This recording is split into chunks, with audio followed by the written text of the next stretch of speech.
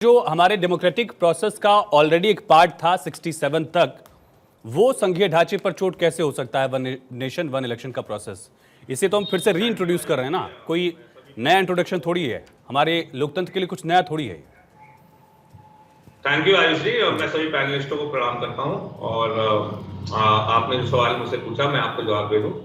सन 1950 में संविधान हमने अडॉप्ट किया, हम गणराज्य बने। We are a republic, we are a federal republic. उसके बाद 1952 में पहला जनरल चुनाव हुआ, जनरल लोकसभा का चुनाव। 1957 में दूसरा, 1962 में तीसरा। इस प्रक्रिया के दौरान बहुत सारी भाषाओं के आधार पे, बहुत सारी अपनी मान्यताओं के आधार पे, बहुत सारी डिफरेंट रीजनल आइडेंटिटीज के आधार पे बहुत सारे राज्यों का गठन हुआ आयुष जी। जैसे कि उदाहरण स्वरूप गुजरात महाराष्ट्र से टूट के निकला, उदाहरण स्वरूप हरियाणा पंजाब से टूट के निकला, उदाहरण स्वरूप उत्तर प्रदेश, और बहुत सारे राज्यों से बहुत सारे राज्य निकले। उन राज्यों के अंदर फिर राजनीतिक पार्टियों का भी उदय हुआ, जो कि रीजनल एस्पिरेशंस पे थी, जिनको बहुत, हमारा जो संविधान है वो मल्टी पार्टी सिस्टम है बेशक, तो इसलिए हम बाइपोलर सिस्टम नहीं है। तो मल्टी पार्टी में स्टेट पार्टीज को रीजनल एस्पिरेशंस को रिप्रेजेंट करने का अधिकार है। उन्होंने अपना रजिस्ट्रेशन कराया और वो चुनाव की प्रक्रिया में आए। इस वजह से ये चुनाव जो है वन नेशन वन इलेक्शन 1967 के बाद से हर राज्य में अलग अलग समय पे होने लगा। ये हुआ आपके सवाल का जवाब। अब ये बिल क्यों इस समय क्यों? क्योंकि ये इनका पुराना एजेंडा है, एक देश एक विधान एक निशान, उसी एजेंडा पे चल रहे हैं। हर चीज को तानाशाही से और बेसिक स्ट्रक्चर पे कैसे ये अटैक है, मैं आपको एक ही लाइन में बता देता हूँ। बेसिक स्ट्रक्चर पे ऐसे अटैक है कि अब आप इलेक्शन कमीशन को आप दे रहे हो रिकमेंडेशंस, कि इलेक्शन कमीशन के रिकमेंडेशन पे कोई भी स्टेट गवर्नमेंट आप जो है वो हटा सकते हो। सिमिलरली प्रेसिडेंट को देते हो पावर, तो वो पावर कैबिनेट के पास है। कैबिनेट रिकमेंड करता है, कोई भी अगर आंतरिक स्थिति है किसी भी स्टेट में, या अगर देश के अंदर कोई आंतरिक स्थिति है सुरक्षा से जुड़ी हुई है कोई बात, तो फिर वो कैबिनेट रिकमेंड करता है। वो गवर्नर और प्रेसिडेंट नहीं रिकमेंड करेगा, वो भी इलेक्शन कमीशन तो बिल्कुल नहीं रिकमेंड करेगा।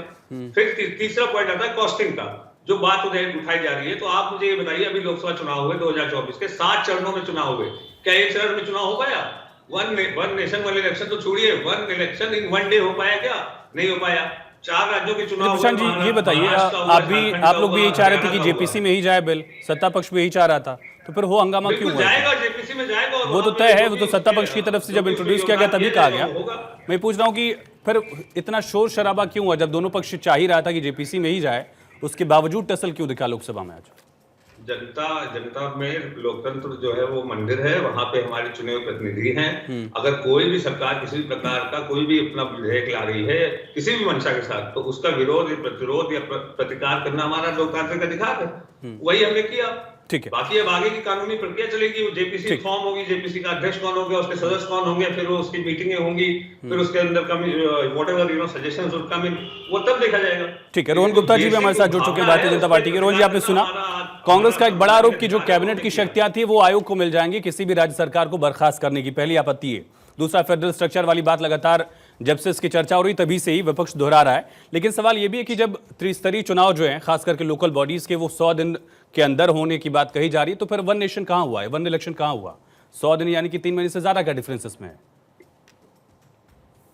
देखिए, पहले तो विपक्ष की जो आदत है कि हर चीज का विरोध करें, कुछ भी चीज सरकार कुछ भी करे उसका विरोध करना है। ईवीएम का भी विरोध करना है। चुनाव 2 राज्यों में जीतते हैं तो ईवीएम ठीक है, 2 राज्यों में हारते हैं तो ईवीएम खराब हो जाती है। मानसिकता में से विपक्ष को बाहर आना पड़ेगा, और इसीलिए आज ये एक बहुत बड़ा सब्जेक्ट है। पूरे देश में वन नेशन वन इलेक्शन कराना एक छोटा सब्जेक्ट नहीं है। और इसीलिए डेलिब्रेशन के लिए जब सरकार ने कहा कि जेपीसी में जाएगा, तो इसका मतलब वही है कि जिसके जो मुद्दे हैं, एक मुसद्दा सरकार ने दिया है, आपको लगता है कि नहीं ये ठीक नहीं है, तो उसके बारे में चर्चा होगी। जब एक लोकतांत्रिक प्रक्रिया से जेपीसी में ये बिल जा रहा है, तो उसके बाद विरोध की कोई बात ही नहीं है। और दूसरा, हम लोग देखते हैं कि पूरा देश जो है चुनाव के माहौल में रहता है। अभी हमने देखा लोकसभा के चुनाव हुए, महाराष्ट्र जैसा बड़ा राज्य, हरियाणा जैसे राज्य, जितने भी राज्य थे वहां पे 6 महीने पहले चुनाव हुए, वापस 6 महीने में इतने बड़े चुनाव आ गए, वापस लोकल बॉडी के इलेक्शन आएंगे। तो जब पूरा ही प्रशासन या पूरे ही राजनीतिक लोग जो इलेक्शन मोड में ही रहेंगे, जनता का काम नहीं होगा। जो डुप्लीकेशन है या एक्सपेंडिचर है, बहुत चीजें हैं जो लॉन्ग टर्म में देश के लिए जरूरी है कि चुनाव जब साथ में होते हैं तो डुप्लीकेशन ऑफ एक्सपेंसेस को हम अवॉइड कर सकते हैं। और सरकार ने अपना एक मुस्तद्दा आयुष रखा है देश के सामने। जेपीसी में आप चर्चा कीजिए, जो अच्छा लगता है ठीक है, बाद में जो मिलकर ही तय होगा।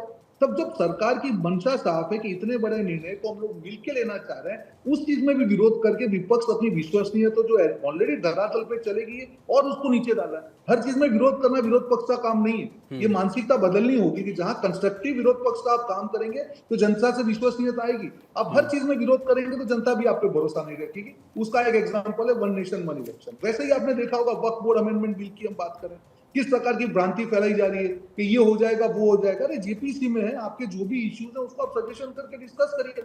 आप हर चीज को जनता के नजर में नेगेटिव बात करेंगे, जनता आप पे भरोसा नहीं करेगी। इसीलिए जब जेपीसी फॉर्म हो गई है आयुष जी, विपक्ष की जिम्मेदारी है कि जो कंस्ट्रक्टिव विपक्ष की तरह अपने जो सजेशंस हैं, जो चेंजेस वो चाहते हैं, वो जेपीसी के समक्ष। ठीक है, मेरा जो सवाल था 100 दिन में अगर त्रिस्तरीय चुनाव की जो लोकल बॉडीज वाली बात कही जा रही, तो वो वन नेशन वन इलेक्शन हुआ कहाँ? अगर 3 महीने के बाद ही हम इलेक्शन करवा रहे हैं, पूरी मशीनरी फिर से लगेगी, पूरा पैसा फिर लगेगा।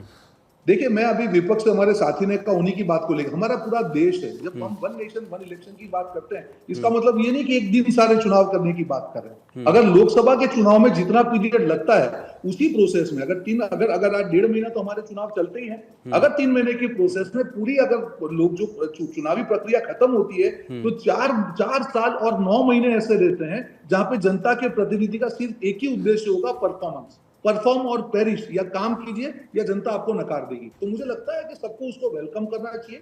हाँ, किसी प्रोविजन के खिलाफ विपक्ष हो सकते हैं, उनके कुछ सजेशन हो सकते हैं, सबको मिलके इसको पॉजिटिवली लेके इसके साथ आगे बढ़ना। ठीक है अखिलेश जी, आप लोग भी विरोध में हैं, इसके आखिर रीजन क्या है? और प्रोफेसर रामगोपाल ने जो बाहर कहा उसका पक्ष अलग दिखा, धर्मेंद्र यादव का पक्ष थोड़ा सा अलग दिखा। धर्मेंद्र यादव ने कई सारे सवाल उठाए, लेकिन प्रोफेसर रामगोपाल ने कहा कि इसके डिसएडवांटेजेस तो हैं, एडवांटेजेस भी हैं, दोनों पहलू को उन्होंने बैलेंस करने की कोशिश की है।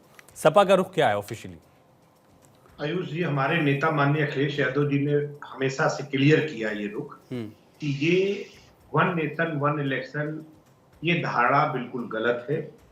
क्योंकि जनता के पास चुनाव क्या है आयुष जी, दुनिया में 3 व्यवस्थाएं हैं शासन की, एक लोकतंत्र है, एक राजतंत्र है, एक तानाशाही। और हर व्यवस्था की अपनी एक कीमत है। राजतंत्र है तो राजा के हिसाब से चलता है, उसकी कीमत जनता चुकाती है। तानाशाही की कीमत जनता चुकाती है।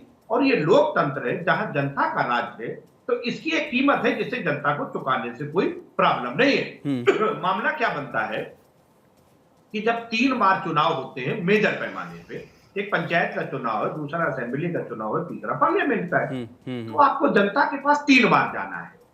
जनता के पास 3 बार अवसर है अपनी बात रखने का और आपको स्वीकारने और नकारने का। आप चाहते हैं कि 3 मौके हटा के हम एक बार कर दें। ठीक है अखिलेश जी, लेकिन आंध्र प्रदेश के लोग, ओडिशा के लोग अगर वोट कर रहे हैं एक ही साथ लोकसभा विधानसभा, तो ऐसा तो है नहीं कि उनके पास अधिकार कम हो गए इससे, या 67 तक लोगों के पास अधिकार कम थे, ऐसा तो था नहीं। इस लॉजिक से अगर मैं आगे बढ़ूं तो जी आयुष जी, उसकी 2 वजह है। 67 तक जो परिस्थिति रहती रही, तो ये जो चुनाव अलग अलग समय पे होते हैं, उसका कारण क्या है? भाई कोई सरकार बनी, अगर वहां पे पूर्ण बहुमत की सरकार नहीं आई तो गठबंधन की बनी, गठबंधन की सरकार नहीं चल पाई तो वहां चुनाव हुए। आगे भी ये व्यवस्थाएं रहेंगी, गठबंधन का होगा, गठबंधन की सरकार गिरेगी, टूटेगी। आंध्र प्रदेश और ओडिशा के लोगों के पास अधिकार कहां कम है बाकी राज्यों के तुलना में, उस वोटर के पास? 2 राज्यों के जो वोटर हैं जो एक साथ वोट कास्ट करते हैं। ठीक है, लेकिन 3 बार अगर बीच बीच में जनता के पास जाने का अवसर मिलता है तो जनता को अपनी राय नहीं अखिलेश जी, आप वहीं जा रहे हैं, फिर से मैं वही पूछ रहा हूं कि उनके पास अधिकार कहां कम है? ओडिशा का अगर कोई नागरिक है जो विधानसभा लोकसभा का वोट एक साथ कास्ट करता है, बाकी राज्यों की तुलना में उसका अधिकार कहां कम हो जाता है? अधिकार कम नहीं हो जाता, लेकिन क्षेत्रीय मुद्दे तो दब जाते ना आयुष जी।